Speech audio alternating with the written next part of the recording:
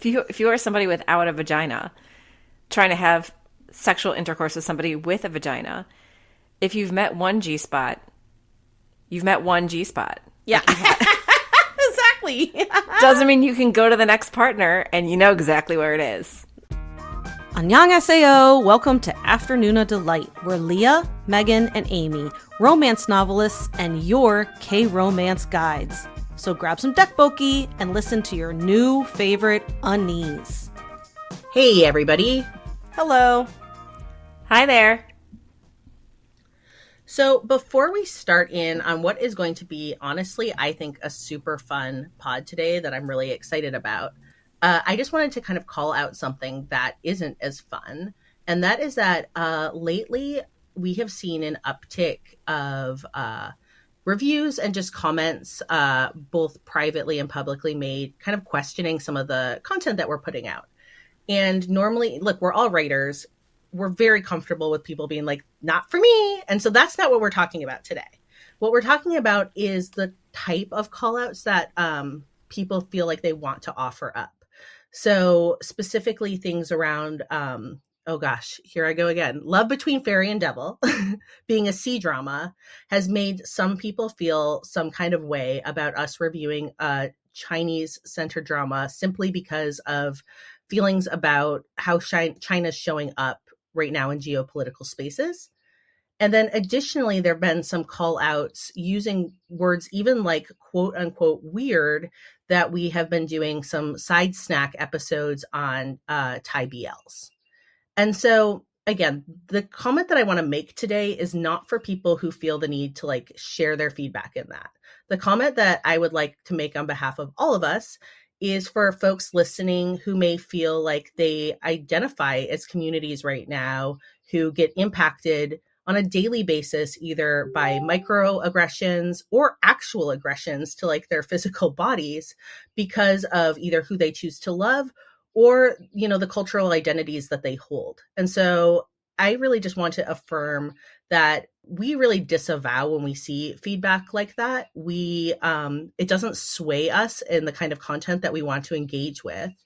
And that the root of this entire podcast was how we could provide joy and give like more joy and talk about, you know, love and celebrations of love in all of their forms. And I will just say that, you know, when we did like a whole podcast on Ted Lasso, we didn't have a peep of dissent of anyone questioning that. And so I want to say that like, I just want to identify that I feel like I see when I see comments that are, you know, designed to show that you disagree with people's lifestyles or you're having microaggressions against their identity. And we're just not going to be here for it. And so we don't get into the weeds. We don't argue with like, you know, an Apple podcast review, and we're not going to like yell at strangers on the internet about things. But if you're listening and you see comments like that and they make you feel bad, we feel bad that you have to see that kind of stuff. We feel bad that people feel the need to come by and make comments that might make you feel othered or not included. So in this space, you are included. This is our tiny corner of the internet. And if we want to talk about any kind of drama, we're going to talk about that kind of drama. And we're also, for the folks who are here because of Korean dramas, we're here for Korean dramas too. And we're like three white ladies on the internet saying things, right? And so, you know, we got into Korean dramas simply because we were loving the way that they were plotting and beating out love stories. And we do want to continue that, and we will. But we also are going to talk about other shows and other content at times if it's bringing us joy and making us happy. And we're going to do it without apology. And we really, really, really just want everyone who listens to feel like we value you and we see you and we want you to be part of, you know, our big community that just nerds out on story. So that's my soapbox. I'm getting off of it, and I will let, you know, anyone else speak who want to talk to that. I just really wanted to make sure we like put that front and center today. I really think that we should add like an applause track to that because that was so eloquently put, Leah, and I really, really appreciate that. And, you know, just to know that Megan and I are 100% behind everything that you just said. You just said it so well, so I don't even know what to add. Yeah, you are so good at that. And you said everything that I was feeling in my heart, but in a way without saying a lot of ums and stuttering like I would. So I just want to say thank you. And yes, to all the listeners, we see you, we love you, we welcome you here. Yeah, and this doesn't come from like, I don't want like a white lady like gold medal today or No. like a white savior medal. This is just good human practice to say yeah, no, not here, thank you. And we do have privilege, and so I'm going to leverage that privilege today to say that I will continue to create spaces to support, you know, all of our listeners and actively push back and, you know, call back out if I feel as if you know, we're getting bad messages. And also the last caveat to all caveats is we always can do personally better ourselves. And so that's it too. Like, I'm not grandstanding to say that we never make mistakes, that we have never caused harm, that we have never like inadvertently engaged in microaggressions, because we certainly have. And we always want to hear that as well. So we're not also like just looking to point fingers. We also want to do the work and reflect on ourselves. That being said, now is the time to switch into joy mode, because you know, that's what we're here for. And I think this is a fun podcast today. And before we get into that and we have our banter time, this is like a big deal. Like, a historic event is coming in my personal life on my wedding anniversary. Oh, really? Is it? It is my 17th. 17, because I got married when I was like a baby. Wedding anniversary. Min Yoongi, my ultimate bias from BTS, also known as Suga, also known as August D, is going to be going on tour. And one of the places he chose to come on tour is just up the road from me in Oakland. And we are assembling a force that is going to be so powerful of amazing people that I cannot wait to meet in real life. Yet I'm going to see two people who I have seen before in real life that I have not seen in a long time, and they are Megan and Amy. Yay! We're assembling the Afternoona Avengers. Oh my gosh, Afternoona Assemble, yes! Yeah, you know. So excited. Your girl Megan is flying across the country. For like 2 days. I'm acting like it's a personal sacrifice. It's not. I'm so excited. At first I was like, I don't know if I want to, you know, like fly that much. And then I'm like, wait, what? This is a once in a lifetime opportunity. And I get to see Leah and Amy. I love Suga. I am so excited. I will do whatever I can to get my ass to Oakland. And I am. And Amy too. Amy's like, look, I'm doing it. Then I was like, well, shit, yeah. Now I'm in. I know. I'm like, look, I like earmarked a flight and I already paid for my ticket. So to the show. So you're coming. Yep. We're very excited. So we do have a sister pod, Afternoona Army.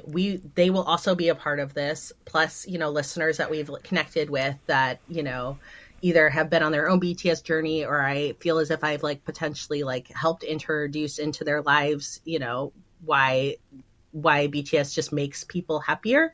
But what we are going to do with this podcast, I think, which is going to be so fun because we've never, ever, ever done it, is do some sort of podcast together in human form with each other. Oh my God, I'm so excited. I really, truly am so excited. It'll be a whirlwind, like 2 days, not even like a full 2 days for me. I'm flying in Monday night and leaving Wednesday morning, but it's going to be worth every single minute. I can tickle Megan's meat sticks in person, or have be tickled by Megan's sweaty wet meat sticks. The amount of meat stick comments on Instagram honestly make my day, guys. I just need you to know. And I tell Neil every single time one happens, and he laughs too. So thank you. Wet signature. I'll not like. I don't know, guys. I don't know how my brain works. Okay. Yeah, I'm so excited because we were just talking about like things we can hand out. So like, I'm always down to buy stuff to hand out. It's going to be so much fun. And I appreciate Leah for also like including us, because from the very beginning, she was like, look, I'm going to reserve you guys room. So, you know, basically get your butts here. And we are. Yeah. And I want to say that what's happening is we were able to secure a suite, which is fucking incredible. And I think this is a story that needs to be told on the Afternoona Army side as well, of what went down during a period of 24 hours. But, you know, one of my friends linked to the pod. Amy always laughs because I refer to her as my friend Lexi, and they're like, we know who Lexi is. She talked to me about it afterwards, and she was like, I got like emotional because I was like, women did this, and it's true. Like when you give women like a real goal and desire, it was so affirming to see, how many of us, because it only worked because we worked together. Like I worked together with, one of our Patreon members, Becky, with one of our Afternoona Army co-host, Tanya, and a few other listeners. And we were able to just kind of have this like audacity to say, what would happen if we tried to book a whole suite in the Oakland arena? And then it worked. So shout out to Brian, who we'll be talking about in Afternoona Army as well, who is the suite manager for Oakland Arena. And I don't think he understands what is coming for him. And when he emails to us, he's like, I'm excited for you to see Sugar. No, that's the cutest. That's very sweet. That is. It is. So, really quick. Who has Facebook Messenger open right now? Because I'm hearing dings of messages. Me. Yeah, of course it's Leah. I forgot because this is a new thing with okay. because I never use Facebook. Like I so rare. That's what it is. I could not figure out what was dinging. You. Don't edit it out because you should call me out because Facebook is a boomer place to be, and then I'm the boomer who like hasn't turned it off. No. So in all the organizing of this, some of the people who were involved were actively use Facebook Messenger as their communication. So I had to like dig out my Facebook, figure out my laptop like access, and so that's what it's been for days. I just keep hearing dings, and I'm always like, "What is that?" And you don't know what it is. Oh my god, you are a boomer that you don't even know what it was. I had no idea. Like even today, I'm like, "Is that like me?" Because it sounds like I heard it like twice, and I'm like, I'm like, do I have Facebook open in a window? I don't know. It's you. No, it's me. It's me. I'm the problem. Hi, I'm the problem. It's me. You know what? This is the thing, though. This is the thing that you say, like, women did this. The power of, say, like, the Swiftie fandom and Army fandom is incredible. And those are often kind of, woman dominated, I guess I would say, or more prominent. And they get shit done. Both those fandoms. The things that they're able to shocked. I'm also shocked at this suite thing that I didn't know existed, and I bet you it exists at all arenas, like all across the country, and I didn't know that you could do this to get a suite before tickets go on sale. So yeah, I did.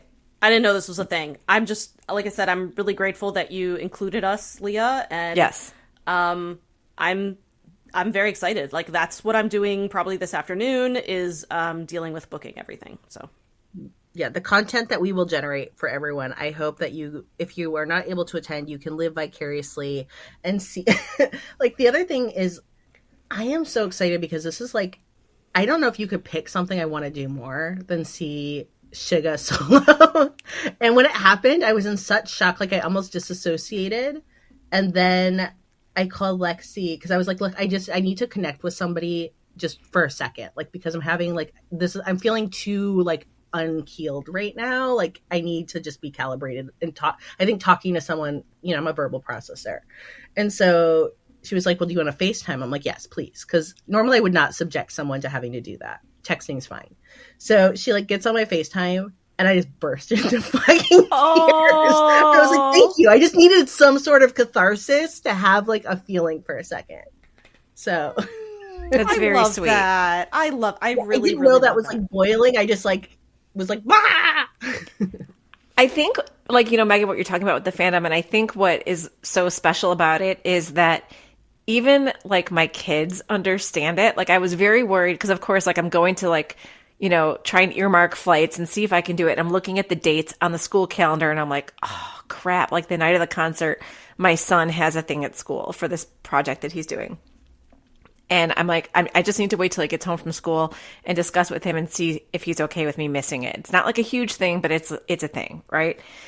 And first of all, the funny thing is me like building up to tell him about it. I'm like, so we got this suite in California, and remember I told you about Suga, and he's like, yeah, and we got this suite, and I can make it work.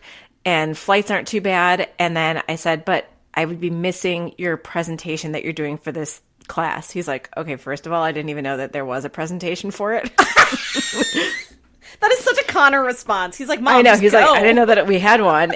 And he's like, you should really do this, Mom. Like, I know how badly you want to do this, but like, I could tell by the look. But I could tell by the look on his face. I said, the way that I told the story, though, I said, did you think for a hot minute that I was bringing you to California? He's like, I did. Oh, because I'm like, tickets aren't bad. We got this suite, and he's like, yeah. And I'm like, so I can go. that's so cute. But he was super sweet. He was like, no, you need to do this. And so I thought that was very sweet. So I sat my son down too because I needed, like I said, I was like needing to verbally process, and he's actually a good listener. And I think he thought I was telling him my marriage was ending because I was like, okay. The way I went about it in a convoluted way, I was like, I need you to sit down. I have something really important to talk to you about. So he immediately was on like high alert. So he sits down, and I'm like, so you know how I love your dad, right? I don't know why I led. Like, I don't know Why did you lead with that? You crazy. Because while I can be articulate, sometimes I was in an emotional basket case. I was like, you know how I love your dad, right? I'm like, there's a lot of different forms of love people have. And then he like was looking at me, just kind of like, wait, where is this going? And I was like, no, I'm not like telling you that like your dad and I are breaking up. I'm telling you that I have a love of a different sort for someone else. And I'm like, I am really not doing this well. And I was like, I'm going to go see Suga from BTS. And he's like, what the fuck are you talking about? Well, Neil was just like, I like told him, I'm like, okay, here's the deal. I would fly out on Monday. I want to go to this concert. I didn't even tell him. I told him I was a member of BTS. He doesn't. And then I was like, but I get to see Amy and Leah. And I really think he was just like, okay. Like, I haven't told the kids yet. I know my daughter is going to be like, can I go? But no, I will tell you, I saw a TikTok from like a BTS fan, and she was like, look, if you go see Suga, leave your kids at home. This is a grown folks concert. I had that conversation with Bronte as well, because I bring Bronte to a lot. And this year, Bronte, I also don't feel that bad. Bronte's seeing Stray Kids, which is like her ultimate bias. When are you going to that? March 31st. Oh my gosh, that's so cool. So we're driving down to LA. She's going to see Stray Kids for her first time. Right. She's also going to get to see Epic High. And so, which I don't know if she's as excited about, but I'm like, dude, you just need to get excited about. And so, yeah, she keeps being like, can I go? And I was like, look, this is mommy's time to, like, you don't want to see mommy in this state. Right. No, this is nothing. And yeah, I'm about to like bring it over and do the segue, because it's not about like, can I be feral about this person? Yes, 100%. But like, that's not really what it's about. It's about, I think that sometimes in these fan spaces, it's about like your relationship with yourself more than like your relationship with like the artist, like the artist becomes the catalyst for like you getting just like all content in some ways, so, it's not like I want to get my little, like, I'm not gonna be crawling through the air ducts of like an Oakland airport hotel to like drop into like Min Yoongi's bathroom so I can like go through his garbage. It's more, I respect so much about him as an artist and the way he stretches himself, and that's like the energy I want to cultivate in my own life and around myself. And I feel like the friends I've made who are in this fandom are kind of on that similar thing of like, this stuff like hypes us, and then it hypes us to be like, what do we want to do now? And I think that's the place that makes the fandom so special, really. Yeah, I mean, I would say the same thing. Going to the ATEEZ concerts with Hazel was a really great bonding experience for us. I did not need to be like touching the members at a high touch event. That's not what it's about for me, and that's totally fine if that's what like someone else is about. But for me, it was about experiencing it with my daughter. And I think this is universal across fandom, so I'm not even just speaking for, or a lot of fandoms at least, I'm not just speaking about ATEEZ, but there's a general atmosphere among that fandom that makes me feel really positive. I think it's just, I met so many kind people at these concerts, both times we went, just amazingly sweet people, because that's the type of that's the type of fans that the group attracts. And I love being in that atmosphere. And so to me, that's what I'm looking forward to as well with the Suga concert. I'm excited to be in the presence of this fandom, which I know is a special fandom. The energy of it, because I haven't seen BTS live like you have, Leah, so I don't know what it's like to experience that firsthand, and I'm so excited for it. So I'm thrilled that I get to be with you guys. I'm thrilled that we get to be with some of our listeners and some of our Afternoona Army, podcasters as well. But I'm also thrilled to just be in the presence of people who get it, right? Who are all in the same space that we are. It's going to be pretty epic. Yeah, I mean, I would say too, like at the concerts you got this like freeing feeling that you can just be as excited as you want about something, and you don't have anyone side-eyeing you being like, okay, calm down, it's not that big of a deal. No, everyone there thinks it's a fucking huge deal, and they're going to be just as excited as you are. No shaming. It really hits the spot. Good job. Good job. It is time. Good segue. It is time for the segue. So as we move into introducing this drama, I do want to just make a disclaimer that I don't know if our pod's ever really suitable for work anymore. Like, I think that ship sailed a long time ago. But this one is in particular probably pretty NSFW. So, it's up to you to decide what you expose any minors to. But I would suggest, this is probably an adults only pod. And so proceed listening to it as such. Yeah, when I upload this to YouTube, and it asks, does this pod have explicit material? I think for the first time I'm going to check yet. Okay, so I was telling Leah and Megan when I was writing the script for this, I tried to sneak it in like during my lunch at work, and I sit in a cubicle where my computer screen, and I have like 3 different monitors. And so I have like giant monitors, and they face out, and you could just walk by and read what I'm writing. And I'm like, I can't even do 5 minutes of this here. So, cause we're going to get going. So porn, dildos, vibrating cock rings.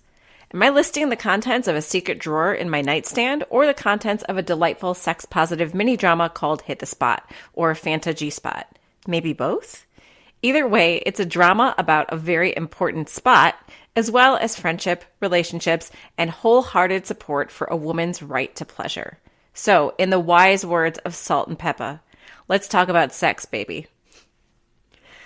All right, so if you've not yet watched the drama, here is a synopsis, mostly from my drama list they had. I thought the most, because there's nothing on Viki, which is where this drama is, that gives this much detail. So a warm, friendly, considerate person, Hee-jae, played by Exid's Hani, is surrounded by people who claim to know and love her. The problem for Hee-jae is that she isn't really sure if she really understands herself. On the other hand, Mina, played by Bae Woo-hee, is Hee-jae's confident and energetic best friend and colleague at Playbooks, a supplier of books and related products centered around sex and romance. While Mina is an expert in how to achieve physical pleasure, her understanding falls short on romantic relationships. When they find themselves told to take over hosting a sex and romance advice podcast, the two feel more than a little bit lost. Having never experienced an orgasm or explored her own sexuality beyond routine, lifeless intercourse with her boyfriend of 5 years, Hee-jae isn't the most qualified person to be hosting a sex advice podcast. Trapped in a loveless routine of emotionally detached, no strings attached, casual sex, Mina is hardly one to ask for advice on committed romantic relationships. With no one else able to take over the program, though, they really don't have a choice. Suddenly thrust into a world she doesn't understand, Hee-jae finds herself opening up to new ideas and starts to explore her own body and seek out new experiences. Fed up with cycling through men who only satisfy her body and nothing more, Mina, too, desperately wants things to change. Popping by to help our heroines with their sexual and relationship exploration are Park Sun-ho as In-chan and Amy's new, way too young for her boyfriend, Roy Choi, or Choi Kwon-rock. So this is a tiny baby drama of only 8 episodes, each about 40 minutes long, and it has an X rating in South Korea. So there's not too much to touch on without spoiling, but we're going to do our best to keep it spoiler free from the start, and then we'll let you know when we're heading into spoiler town. And to start, look, your Afternoona is here. We're aware of a Koreaboo article where a supporting actress in this drama claims that she was coerced into more nudity than she'd really signed up for when originally joining the drama. So these allegations are obviously disappointing, and we don't condone this behavior by the producers just because we're discussing this drama. So before we really get to it, the first question: what's your favorite or least favorite euphemism or synonym for sex? And maybe from here on out, we try to label the act with a different word every time we bring it up. So I want to hear what your favorites are, and then I'm going to just do a few off of this BuzzFeed list that I found because there's some stuff on here that I'm like, well, I have never heard that. Okay, so my least favorite is bumping uglies just because it's ugly and I don't like it. I don't think it's very positive. And then my favorite is knocking boots. And let me just tell a quick story, which I think I've told it on the podcast before, but I'll explain why because it makes me laugh every time I think about it. My husband and I we got married in a church mainly because my parents and my grandparents are married there. So it was actually more about the location than really the religion of it all. But in order to get married at that church, we had to take counseling. And we had this we were 23, 22. We were really young. And I still remember we had to fill out this worksheet. And I don't think Neil realized that I don't think he realized that in the therapy session, we're going to have to actually discuss what was written. I don't know what he was thinking, honestly, actually. He was 22, so that's probably it. 22-year-old man boy. So we had to fill out, the question was, what's your favorite thing to do together? And I had written, I don't remember. I think just spending quality time together, taking walks or something like that. And she's like, okay, you, Neil. And he has this deer in headlights look. And I cast my eyes down to his paper, and he had written knockin' boots. And it was first of all, why did you write, of all euphemisms, knockin' boots? What made you consider that? At 22. And he, of course, didn't want to say that to her because, again, we were 22 and it was really awkward. So he was just watch TV together. And it was just funny. So every time I hear knockin' boots, I think of that story, and it's one of my favorites. So, yeah, that's it. It's never not an amazing. I know. Knockin' boots. So, look, I'm going to go with my fave first, and I'm not going to beat around the bush. My fave is just fucking or getting down if I'm going to be PC. And my least fave, it's either boinking. Oh. Because that just, nothing sounds good about that. But even worse is porking. Yeah. Makes me want to vomit in my mouth. Those are gross. You hit good ones there. I don't think about this a lot. I don't really use a whole lot of euphemisms when I'm writing about it because I just call it what it is. But my least favorite, or one of my least favorites, because I didn't even think of porking, and porking's gross. Taking a trip to Pound Town. Or just pounding, anything with pound in it.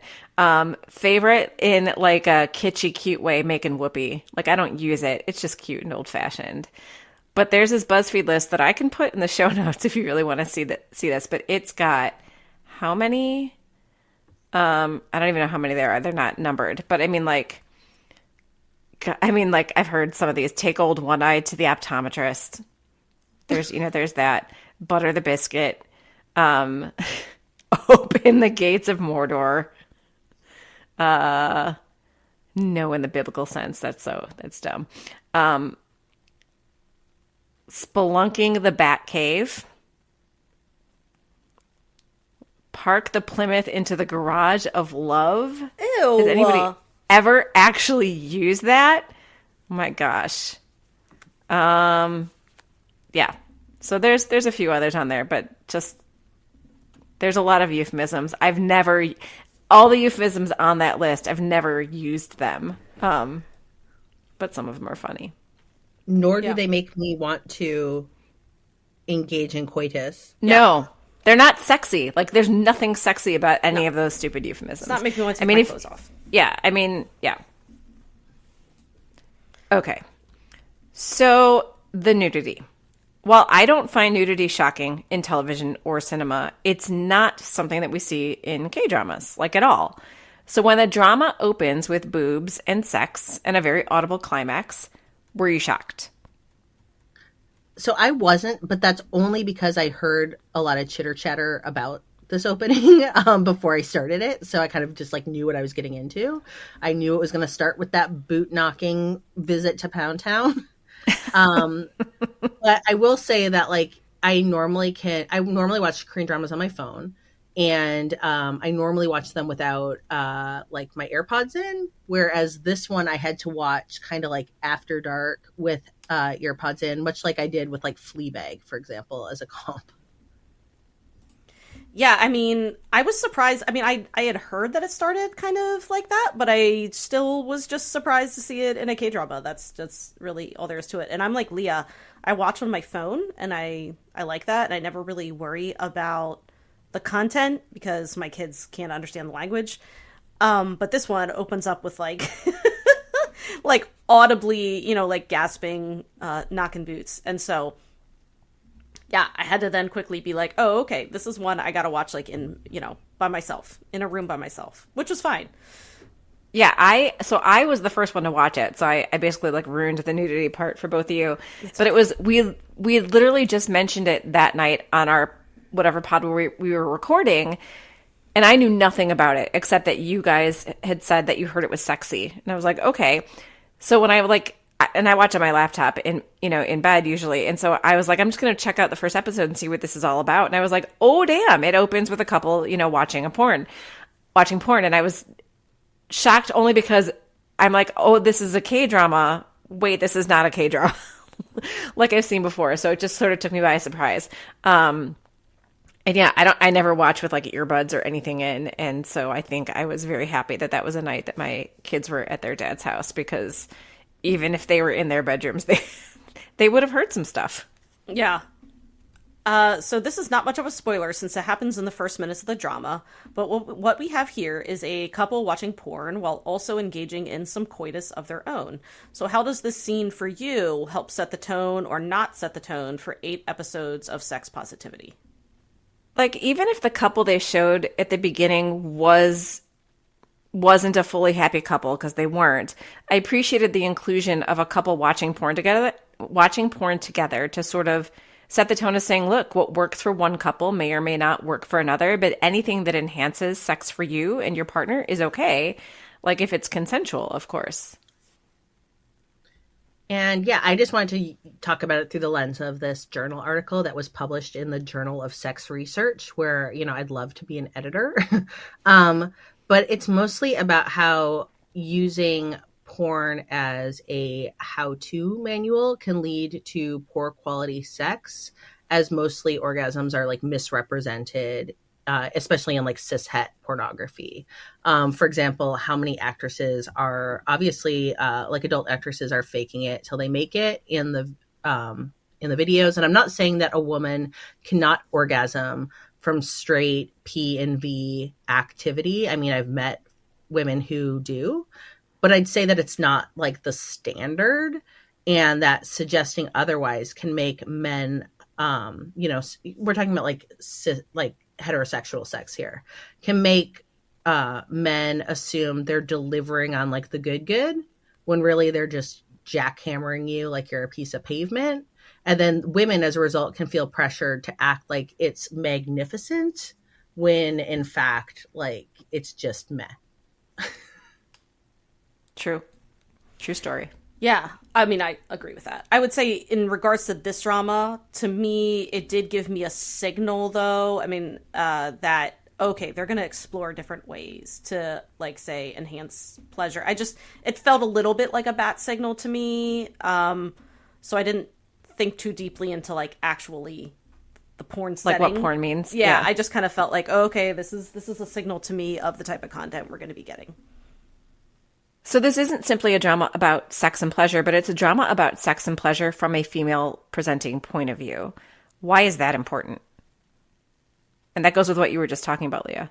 Yeah, and so again, we're speaking about this really clearly from like a female point of view right now, and so I just want that to be like, I'm not assuming this goes for everyone at home No, listening. it is the point of view of the drama, though. So that's why we are where we are. I think I'm just in caveat mode today. I know. I get it. I totally do. But if there's one thing I can drive home from what I think like dramas like this and stories like this can give is that, like, ladies, we need to ask for what we want, because no fairy sex mother is going to come whisper in our partner's ear that, you know, we have a fantasy that might involve queening or impact play, or that you'd like to just try a little fisting. So I feel like centering women in a cishet sex act is really important, simply because unfortunately that's just not always the norm, even now in 2023. And I'm of the opinion that women deserve really good sex. Women deserve vibrators that are cute and fun. Women deserve an acknowledgement that many women prefer to be mind fucked before any other kinds of fucking. And you know, I also do want to give a non-sponsor shout out to places where ladies, gents, and other non-binary friends can go to explore pleasure in places outside of the normal ones that really just focus on male pleasure as the goal.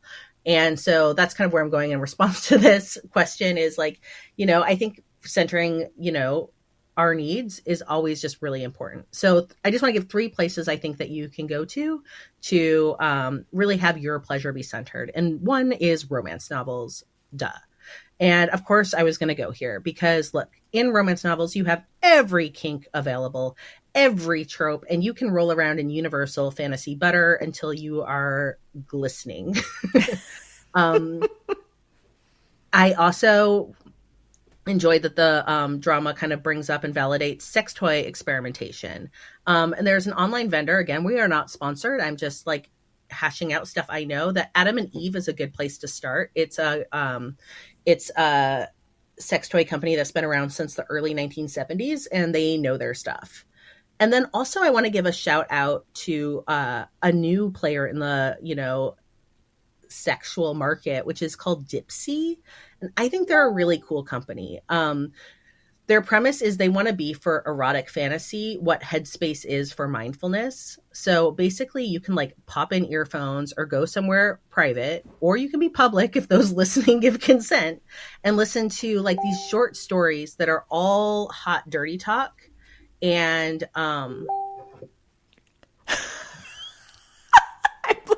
did you close the fucking window? I didn't realize it was open in somewhere else. It was open in like 9 places. Oh my God, what a mess.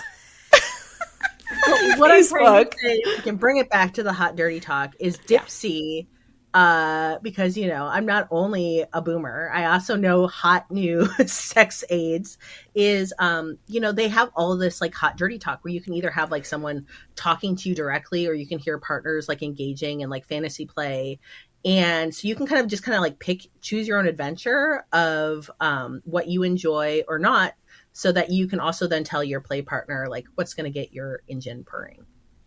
Okay, so at least from my point of view, like in my experience, there's always been a stigma or like a sense of shame attached to female pleasure, whether it's self-pleasure, experiencing pleasure with a partner, etc.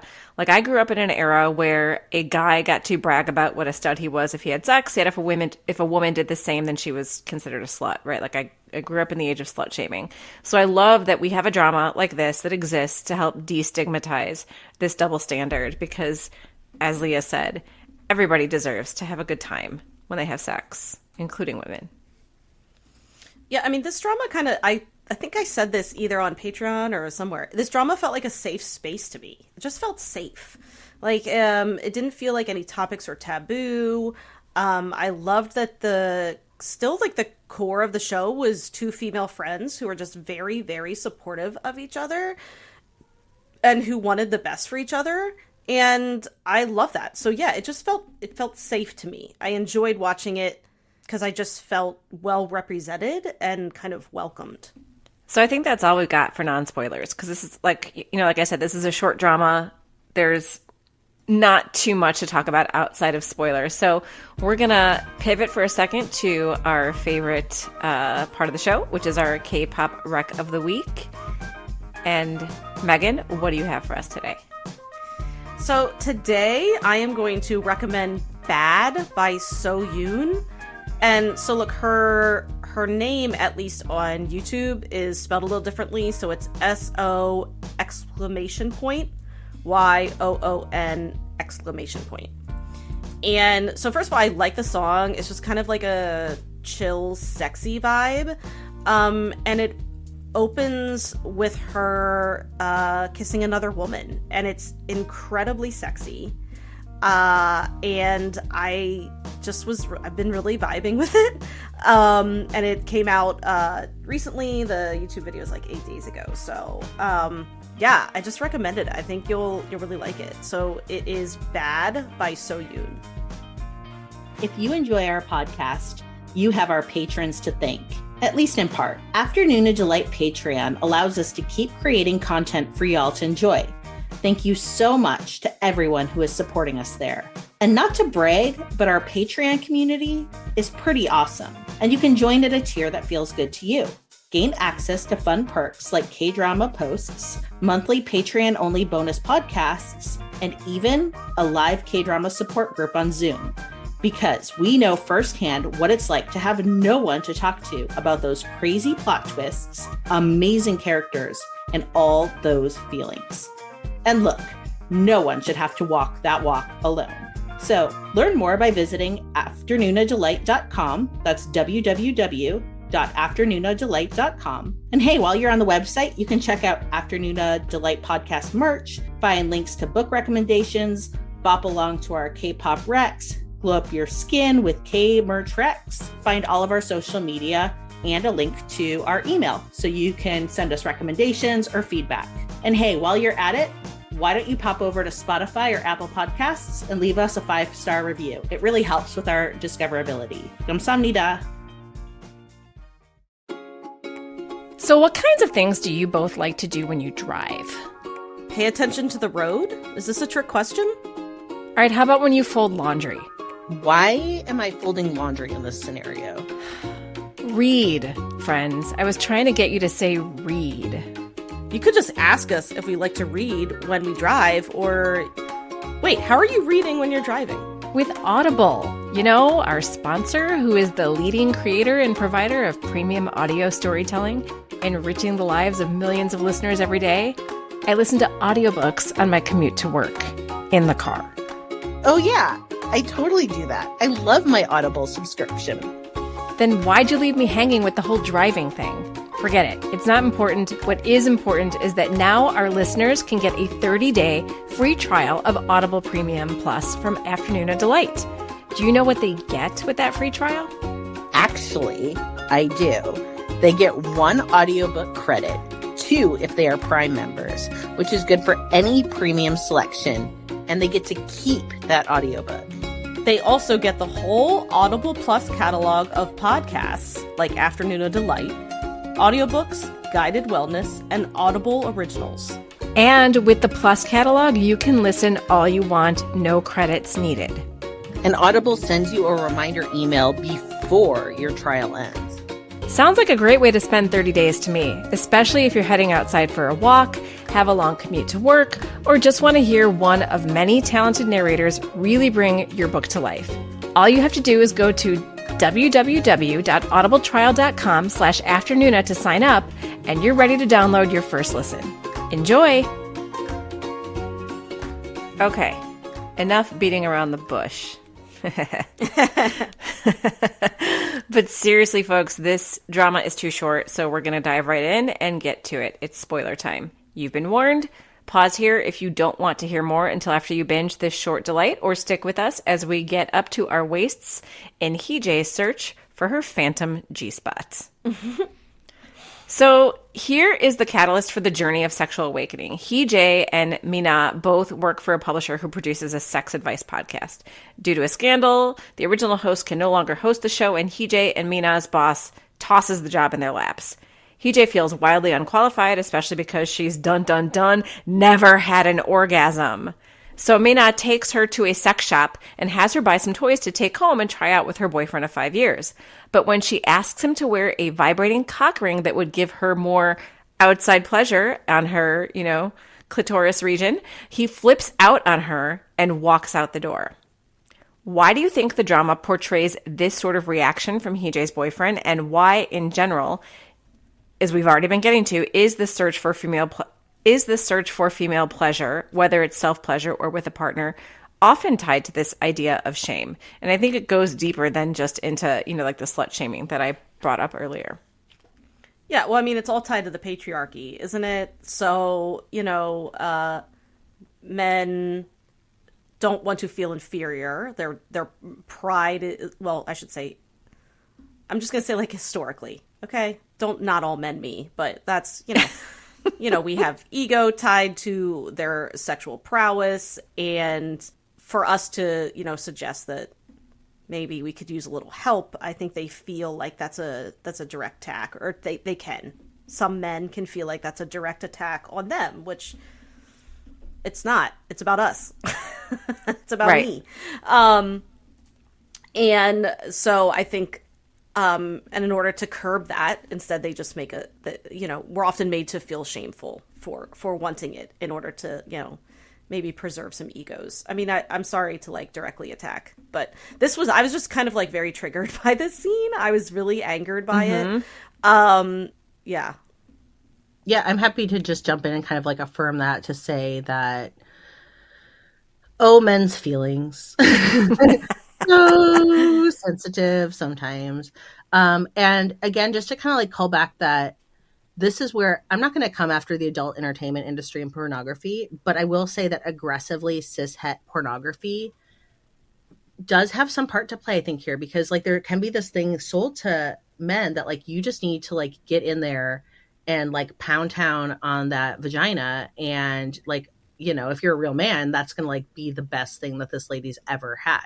And so for somebody to be like, actually, like, that's not going to quite do it for me, and I might need to have these other things, you're like, yeah, it's going to get you in like your feelings of inadequacy and insecurity, as opposed to being like, oh, of course, maybe this like aggressive, missionary pump style is a fantasy that like, there's like a place for it, but like for, the vast majority of women, that's not going to be the entire like satisfying experience that like, it might be like linked to be like, dudes, you don't have a magic dick that, you bring out and immediately I'm just like biting my lip and crossing my legs.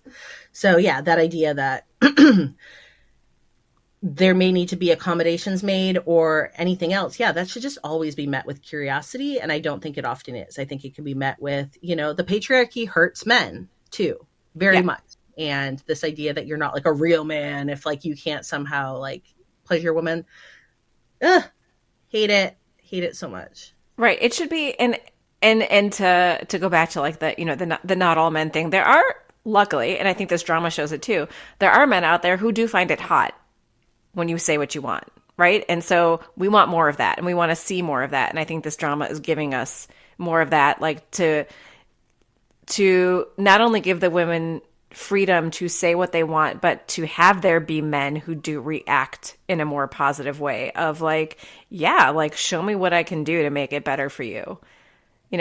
We were talking about our love languages in our Patreon live that we did earlier, and talk about like a good act of service. If acts of service is your love language, have a partner who wants to know from your perspective how to service you well. And look, honestly, I think this also can go like kind of like beyond gender. And I feel like it's just good. Like, let's just like all relieve the burden that we need to somehow be like this encyclopedia of like all pleasure knowledge. Like any of us, in any gender representation, like, certainly we could also be conditioning ourselves. Well, a dude's going to like it if I like throw on like heels and like, a tiny bunny ears, and somebody may love it, but it may be like, I'm like, oh, I've just like, kind of like incorporated the culture, and really they would love to have like a back rub and you to like hand feed them a banana first. I don't know. Like, there's all sorts of wild dreams people have. So ask your partner, because maybe what you think they want, they might actually be feeling trapped in the same kind of bubble too. Mm-hmm. Yeah, we just watched Good this Thai advice. this Thai BL, and it was like so sweet because it was like the beginning of a love scene, and they would like do these like little kisses and like, is this okay? Do you like this? Do you like this? And then they're like, okay, tell me if there's anything you don't like. You know, I love that. It was a really sweet scene. And it's hot. Intimacy is hot. It is. Absolutely. So we learn later in the drama that Mina's drive for no strings attached pleasure comes from a past trauma where she and her boyfriend lost a baby, and he was super relieved while she was heartbroken. So she decided that love was too painful and to only focus on sexual satisfaction, which that is fun too. Yet it takes meeting Chabu Jae, played by Choi Kwang-rak, or, you know, my bae Roy Choi, for her to realize that her no strings attached encounters might not be fulfilling her like they used to. Like, it was good for a while, but now she's having some emotional feelings. So what are your thoughts on this standpoint on sex and love? Like, is sex more fulfilling when it's with a partner you care about? Is pleasure just for pleasure's sake just as fun? Can I just throw in real quick? So you were like, oh yeah, Roy Choi's like really hot. I really love him. And I was really confused because there's a famous chef called Roy Choi. Oh, really? And he's like, I've like followed him. Like, I really love him. He's pretty famous. Yeah. And I was really confused. I was like, Roy Choi? You thought he was in this drama? I was so confused. I was so confused. Like, I was like, I mean, dude, if Roy Choi was in it, how did I miss it? Because he has an extremely distinctive voice. And so then I looked it up and I realized that this guy also goes by Roy Choi. So then it made sense to me. It was just, I just wanted to shout out Roy Choi as the chef. Really I love funny. you. And I also like Roy Choi, the actor. So, yeah, for me, I feel like this is a really deeply personal answer. Like, you know, I mean, I feel like the only honest answer is it depends. So we have some folks who are demisexual, which, you know, I don't want to like woman-splain all terms, but not everyone knows all terms. So you may like be living a life and not actually have the words to describe it. So I mean, you actually are the one who told me that I was demisexual. Like, I didn't know until you told me. Like, we were having a discussion. She's like, oh, you're demi. And I'm like, am I? I'm like, oh, I am. It was a while ago. Like, we were having like an unrelated to any of this conversation. This was like probably a couple of years ago that we were having a conversation about sex. I don't know where it came from. And yeah, and I didn't realize that I was, and I am. Yeah, so I wasn't going to out you as this. Oh, it's okay. So thank you for sharing that because yeah. But yeah, essentially, demisexual simply just means that a person can't generally experience sexual pleasure without an emotional connection. And then there are other folks out there that are just kind of like, hey, you look pretty, come here and let's have some fun. So there can be a lot of narrative, especially in like romance, about like true love sex being the be all and end all. And I don't want to downplay the fact that logically, intimacy and like comfort and communication generally helps forge trust that allows honest sharing of desire and fantasy and kink. But that all being said, look, we're gonna be a little open about some of our like, you know, ourselves here in this too. And I want to say, like, this is going into like the way, way back time machine. But like in my younger days before, you know, being married for 100,000 years, I went through a hoe phase, as I would call it. I am calling it a hoe phase. I am owning that word and identifying it to myself. And I'm going to say that some of it, I mean, most of it was kind of like, ugh. But occasionally it was like stupid amazing. And I wasn't having any big feels for the person. It's just that they like functionally knew their way around the business. Yeah, I mean, I agree. I mean, it's all dependent. I would say I did enjoy the storyline because I still felt like there was never any shame attached to Mina's approach at the beginning. It was just all of a sudden she found someone that she realized she wanted more with. I don't necessarily think she was tired of her lifestyle. I think there was just someone specific who made her want more. And I like that. I was a little worried that they were going to like make some shame about her lifestyle, or she was going to be this like kind of one note promiscuous one, I guess, which is super popular in Western media to give like a side character, just, you know, but she was a main character just like Jae-hee, and I thought she had a great arc as well. Yeah, I really love that they showed sort of both sides of this situation. Like, they showed a woman who'd been in a committed relationship for years and wasn't satisfied and found satisfaction through just sex, right? And then we had this woman who had been finding satisfaction in just sex and then, like you said, met someone. So I think you put it better than I put it in the question. I like that you did that, Megan, that it wasn't necessarily that she was tired of her lifestyle, but she found somebody who added more to it. And I like that. And it was not Roy Choi, the chef. Look him up, though, guys. He's really cool. I'm gonna. He was born in Korea, and now he's, like, I think he was, like, raised in Los Angeles. Hee Jae's sexual exploration comes from her friends with benefits setup with author Kang In-chan, played by Park Sun-ho. Why does she choose him to help her find her G-spot? Well, because he's a famous author who writes for her publisher. He writes about psychology and sexual pleasure, mainly focusing on women. While we think he's a great character and treats Hee Jae extremely well, let's talk about our thoughts on the drama portraying a male as an expert on female pleasure. So look, I love In-chan as a hero, and I love that South Korea gave us this sex-positive little mini-series. I did at first sort of side-eye having a man as a sexual expert for women. However, the end of the drama gives Hee Jae the power in the dynamic between her and In-chan. And so I thought that was a nice reversal that I appreciated. Like, she got to choose what she wanted from their relationship. She got to, derive pleasure from their relationship without having to attach a commitment to it. And when he did want a commitment for her, she got to say, no, that's not what I'm in this for. That's, you don't know everything, obviously. She didn't treat it like that, but I like that we saw that sort of displayed, that this man who was a quote unquote expert really didn't know everything that he was getting himself into. And in the end, she was the one that got to choose how her journey went and how she got what she wanted from that relationship. Yeah, I mean, at first I was like, really? We're putting like a guy up there to like teach this group of women about sexuality. Yep. But I like how the drama treated it, because I guess I was thinking that there was going to be this weird imbalance of power, and I thought it was going to be like, oh, he teaches her about pleasure. And that's not the way it was, actually. It felt very balanced, and she had pretty much the majority of the power. Yeah, I don't have anything big to add on to either of those except to say I agree. But here's another thing I just want to bring up is it's fascinating to me that still in 2023, there are like serious debates over the existence of the G-spot. Not in the world, like you can go and there's like robust debates on the G-spot. And I find it fascinating. And I especially find it fascinating when people who don't own a vagina want to weigh in and be like, no, it does not exist. It is not because look, I'm going to say it. I have a G-spot and I own a vagina and I know how to like activate it, and it's real. And I'm not sure what happens when someone's like, well, no, it's not a thing. I'm like, but it like legitimately, but it is a thing. Mm-hmm.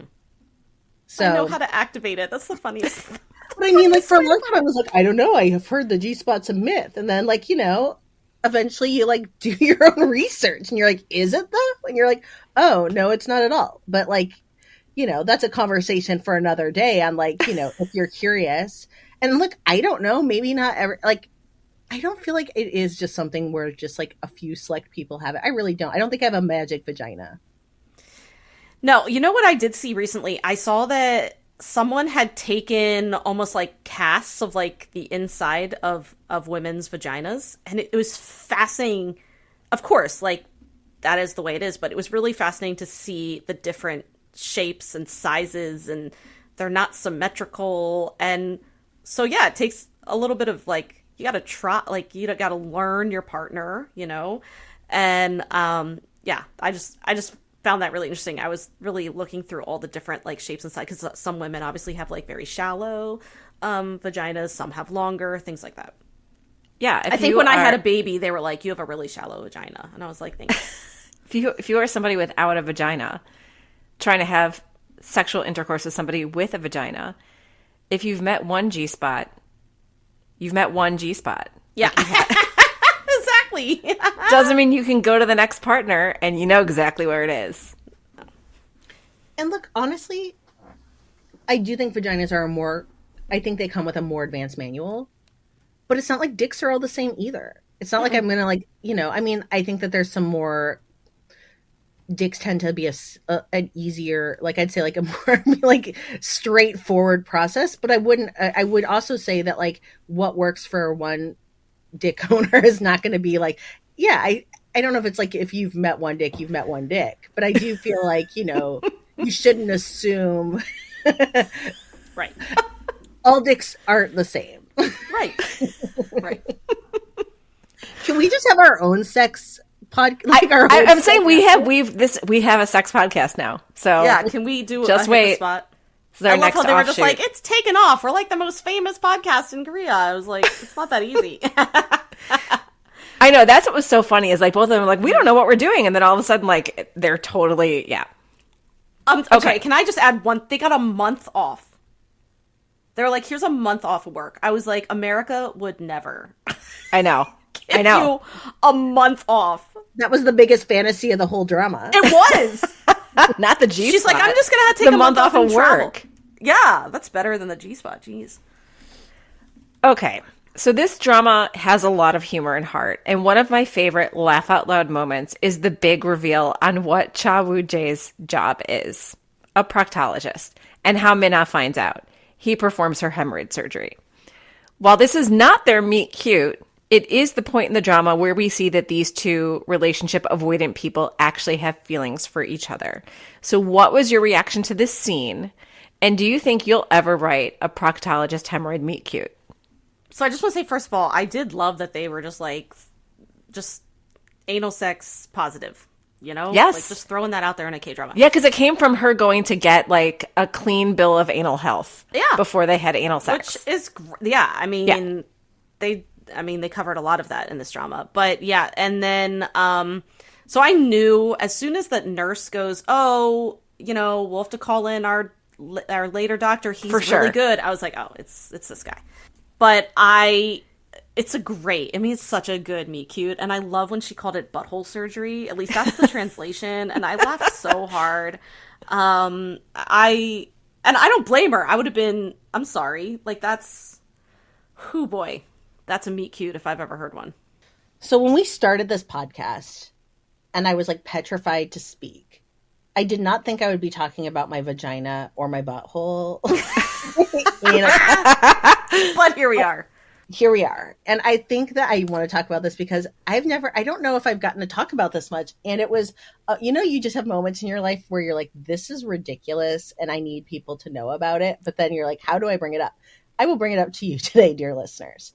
So after, I'm going to tell you, folks, you're going to hear more about me than you. We are de-shaming, destigmatizing. I got a story too. So go ahead and say yours because I promise you're not alone. Okay. So after my third child, I started experiencing maybe like in the year after, like things just started to take a turn, let's say.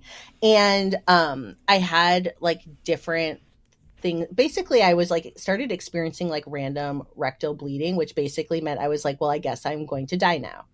And people were like, no, you've had babies. You probably have hemorrhoids and you need to like go to a butthole doctor apparently and get it cleaned up. And so I did that because that's what medical people told me to do. And I don't know if any of you have ever done something like this. I had not. And I will say every once in a while in life, you put yourself into a situation where you're like, I am highly vulnerable here. Yes. And so at this doctor's office, there is a table that you bend over on. And I want to just say that also I was a multitasking stay-at-home mom. So I had my baby with me. So she was like 9 months old. And so I didn't really realize, I don't know what I was thinking, but I got there and they're like, you're going to need to like lay over the table. But my child was like a baby. So I'm like, so do I just like hold my baby? And they're like, sure.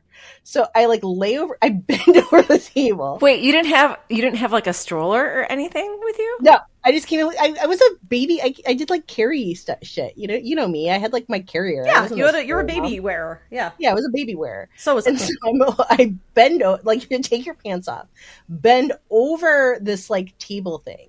I'm holding my child who's looking at me as an infant, kind of like, what the fuck is happening? And I'm like, mommy doesn't know. And not only that, it raises into the air so they can just get like a good like eye level like butthole peek.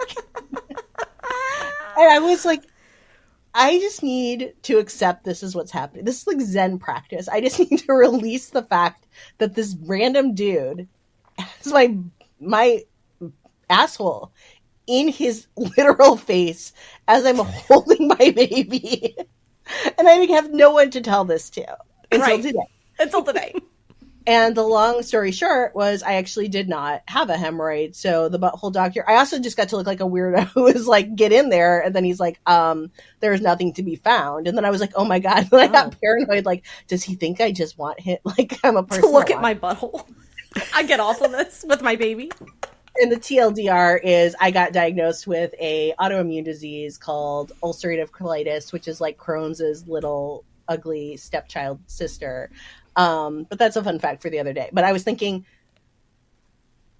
I would not have wanted to fuck the dude that was doing this. Even if he came in like, Yeah. Oh, like, for sure. On YoON. That would have been my worst nightmare. Thankfully he didn't. Well, I think the problem is that they already were planning to fuck each other. And then she ends up his butthole patient. Right. So that's like throwing it right in the middle of the game, which I thought was a pretty genius like plot twist. It was. So, okay, when I was in college, I was experiencing like pain during sex. And for a while I was like, maybe this is just normal. Like maybe it's painful. Like I didn't know because I was like sad. I know. I was like 18, 19. And I was like, wait a minute, this can't be right.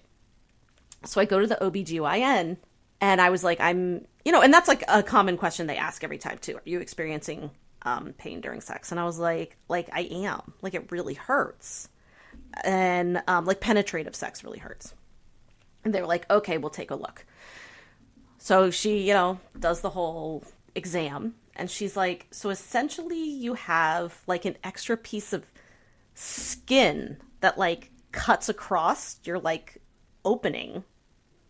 So think of like a vagina foreskin. Yeah. So think of like a stop sign. It's like a circle with like a line through it that flaps. So the penis was either going on like either side. So it was like probably felt great to them because it was like tight. But for me, it hurt. And so basically she was like, they didn't really want to snip it. And so they were like, it's going to like break on its own, which they were just like, keep pounding in there and it'll break on its own. That's what they said. Or like, they were like chip away at it. Yeah.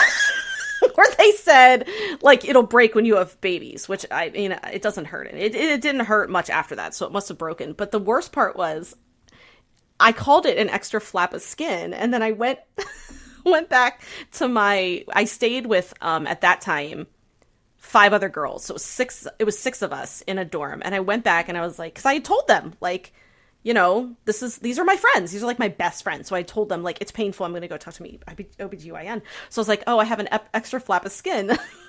For a solid month, they called me Flappy. Oh my God. Solid. It was like, was it your hymen just didn't want to give up? I don't know. I feel like my hymen was like, I'm holding on. Like springs come and the icicle's still hanging on the... Like, it's hanging on.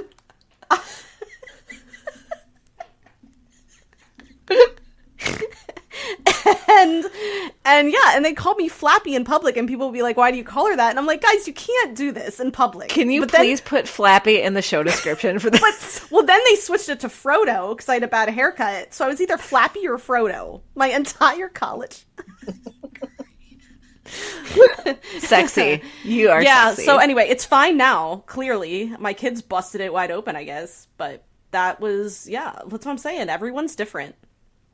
And go to your OBGYN. I think at the time I should have advocated for myself a little bit better, but I was like 19. I didn't know what to do, but I definitely should have been more like, okay, well, this is painful. Like, fix it. Why are you making me wait until, like, so your flap falls off? A dick breaks it. Like, Jesus. Yeah, and what if you chose to never have a child? Like, I know. Good question. I know. Trust me. Now, looking back now, I'm like, that was so problematic. I can't even. But I was 19. That was what? Early. Oh my God. That was like 2002. 2002. Yeah. So, yeah. And agreed. Was this like your OBGYN or like the campus doctor? No, this was actually mine. Okay. Yeah. This was actually mine. Which I go to the same place, but at this point, it's different doctors. Wag of the finger to them. But also, I will normalize if you ever need to go see a doctor who needs to get in your butthole and you need to lay over this table, first think of me. I'm there with you in spirit, holding your hand. Holding a baby. And if you're experiencing pain. Secondly, the doctor doesn't give a shit. You're like the 90th butthole he's seen that day. Yeah, exactly. Like, your butthole isn't special. Maybe my flap wasn't special. Maybe they've seen it. I don't know. You've seen one flap. But now I'm flapless. So that's great.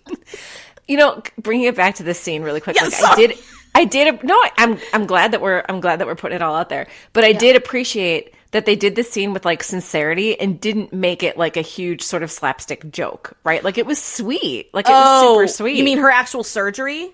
Like the surgery and his reaction afterwards, Correct. like taking care of her and stuff too. Like, yes, she was mortified and that part was funny. Like he walks in and she's like, oh my God, the hot guy on the motorcycle is my proctologist.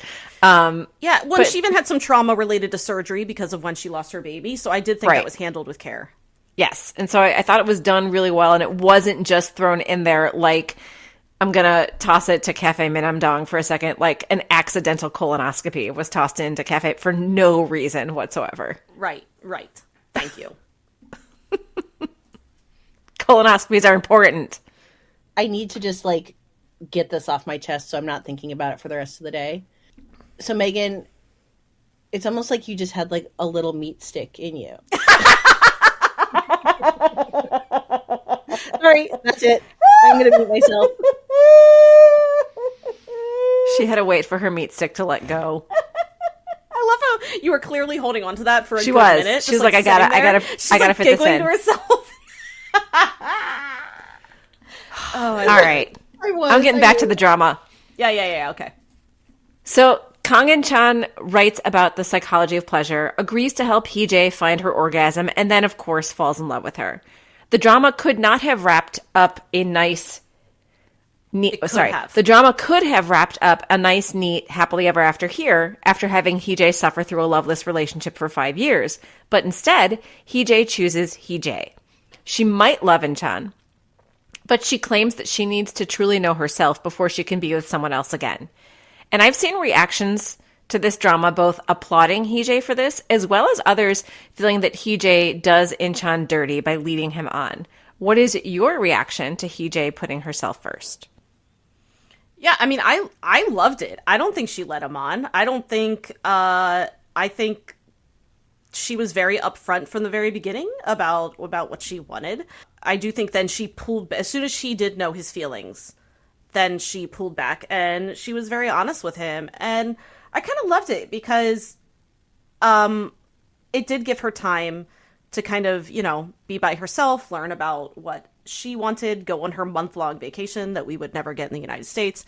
And so I personally liked it. And I thought the ending was kind of neat because it was a little open-ended.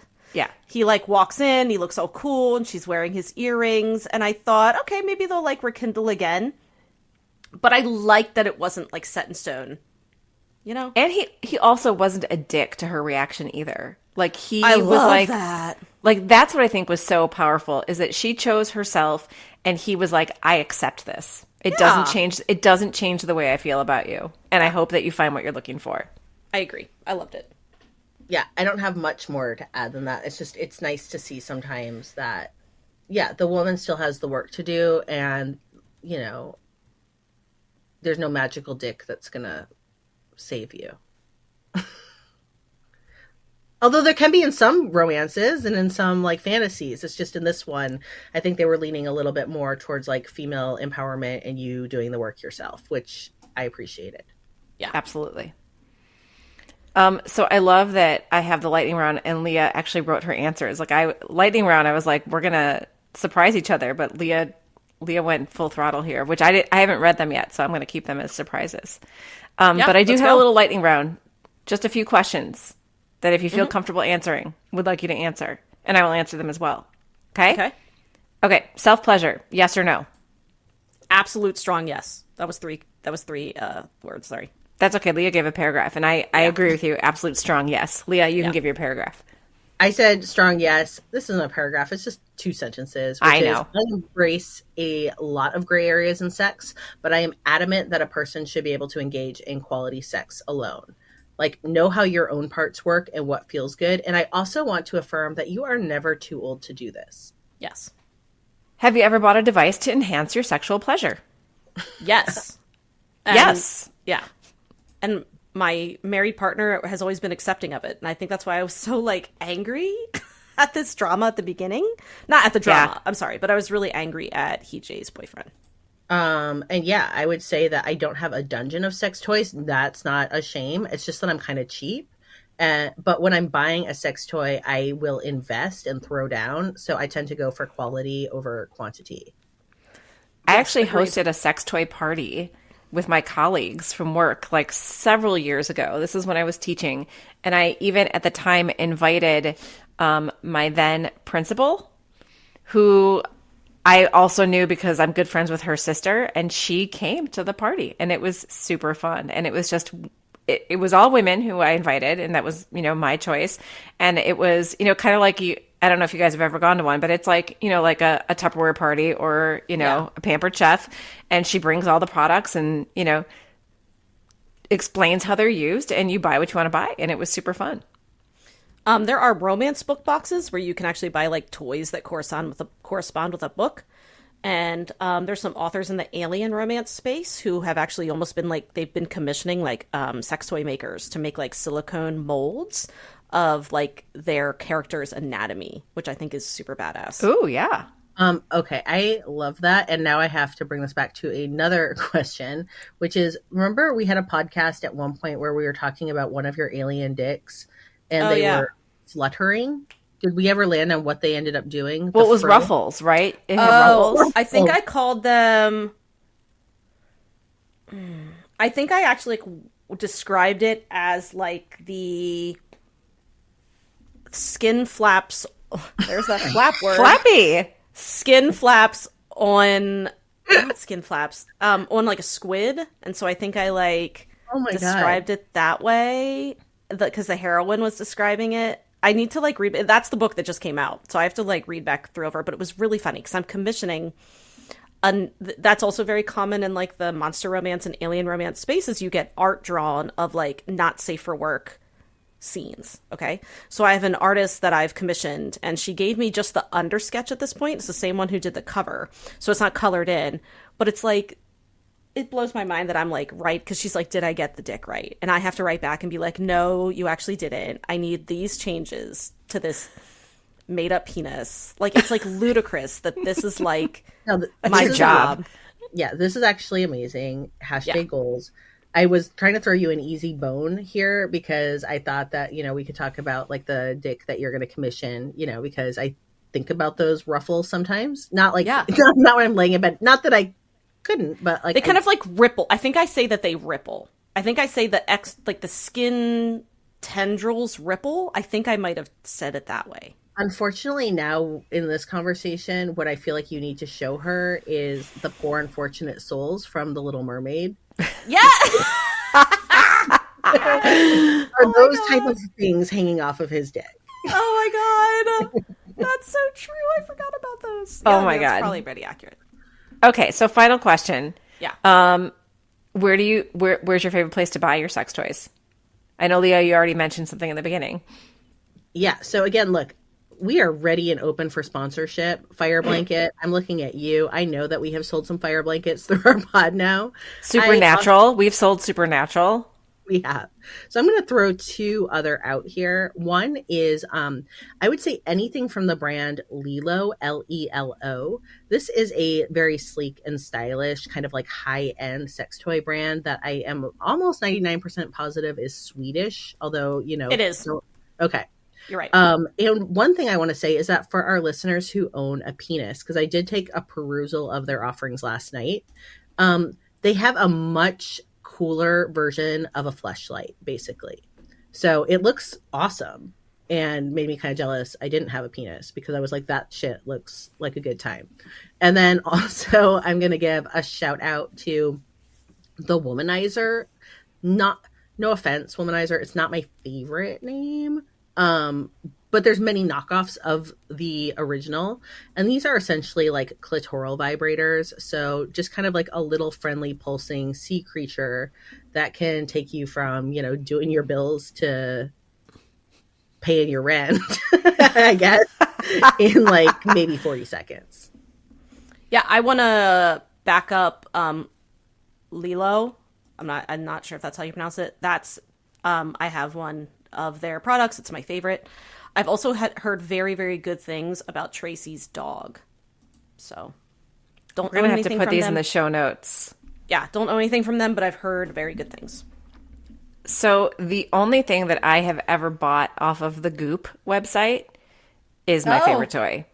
Ah, no way. And while most things on the Goop website, like if you get into like the skincare and the clothes and stuff, are like only famous people can afford them, you can afford the sex toys on the Goop website. So I highly, highly recommend. So you got some like Gwyneth Paltrow pussy going on. I do. And that's some high end. Right? If Gwyneth is saying it's good, it's some good shit. Mm-hmm. But I can attest that it is good. Yeah, that's going to zen you out, and then you're going to go need a green juice. Self-care all the way. Yeah. All right. Anything else we need to unburden ourselves about with Hit the Spot? I guess I just want to mention that I appreciated them talking about Plan B as a viable option, and that, sometimes I felt like parts of the dialogue felt a little infomercial-y, but it was still done in a way that made me feel good, so I didn't really mind.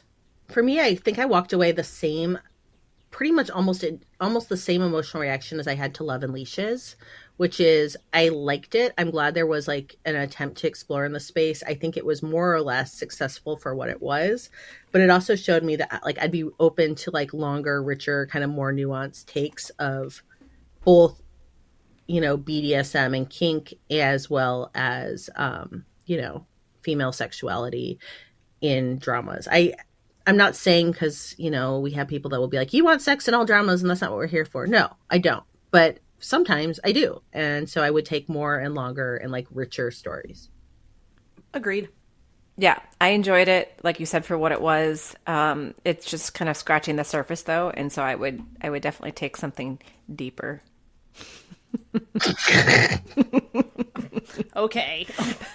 On that note. Thanks for listening, everybody. We shared a lot today. Yeah. I hope you enjoyed this one. Thanks, Flappy. Yeah, no problem. See ya, Flappy. Till next time. Annyeong. Kamsahamnida.